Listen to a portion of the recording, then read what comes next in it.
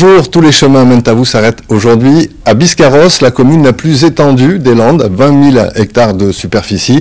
Elle se trouve au sud du bassin d'Arcachon, face à l'océan Atlantique. Ici, on parle de trois Biscarrosses, le Biscarrosse-Bourg, où nous sommes, le centre administratif et commercial de la ville. Biscarrosse-Plage, bien sûr, la station balnéaire bien connue des touristes, et le Biscarrosse-Lac, car si la mer, l'océan est omniprésent ici, les lacs sont ceinture, la ville de Biscarrosse, dont le lac de Cazaux, le plus important, 5600 hectares, et toutes les activités qui vont autour. Alors là, c'est l'automne, et en automne, les habitants ici, ils sont 14 000, plus de 100 000 l'été, et retrouvent une quiétude et des activités tout à fait normales. Alors, ici, il y a des musées, des cinémas, et des artistes qui veulent redonner à Biscarrosse une identité culturelle, et parmi eux, Marc Alingre. J'étais un petit peu déçu du monde justement publicitaire, trop mercantile et trop stressant. Donc je voulais un métier où je prenne mon temps pour faire de la vraie peinture, de la peinture artistique. Je transmets les méthodes qu'ont utilisées nos anciens.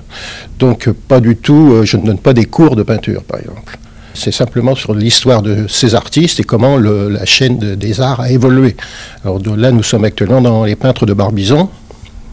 Et ensuite, il y aura l'impressionnisme, puis l'art moderne. Tout un parcours culturel à Biscarrosse. Tout à l'heure, nous allons au musée de l'hydraviation, et là, nous allons prendre de l'altitude.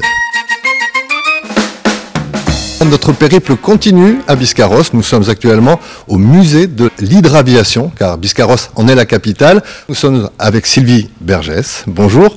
Alors pourquoi et comment Biscarrosse devient un jour capitale de l'hydravion et de l'hydraviation ?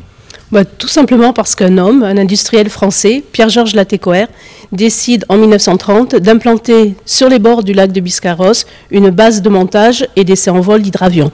Donc de ce lac vont partir plus de 300 hydravions civils, militaires, des hydravions qui vont transporter le courrier, puis ensuite des passagers. Et Pierre-Georges Latécoère va construire les plus gros hydravions au monde à l'époque, le Latécoère 521 qui fera la ligne Biscarrosse-New York, imaginez, et le Latécoère 631 qui fera lui la ligne Biscarrosse-Fort-de-France, Biscarrosse-les Antilles. Ce musée est la mémoire vivante de cette histoire, de cette aventure, mais pas seulement, puisque c'est un musée qui relate l'histoire de l'hydraviation des origines jusqu'à nos jours, et ce dans le monde entier. Donc c'est vraiment un musée unique en Europe de par sa thématique. Ça passe par l'enrichissement des collections, et notamment cette année nous avons entré une magnifique pièce, un hydravion de grande envergure, un hydravion américain, qui a permis, grâce à un chantier qualification Nouvelle Chance, de former des demandeurs d'emploi, une trentaine, à des métiers d'aujourd'hui, des métiers d'ajusteur-monteur aéronautique et de peintre aéronautique.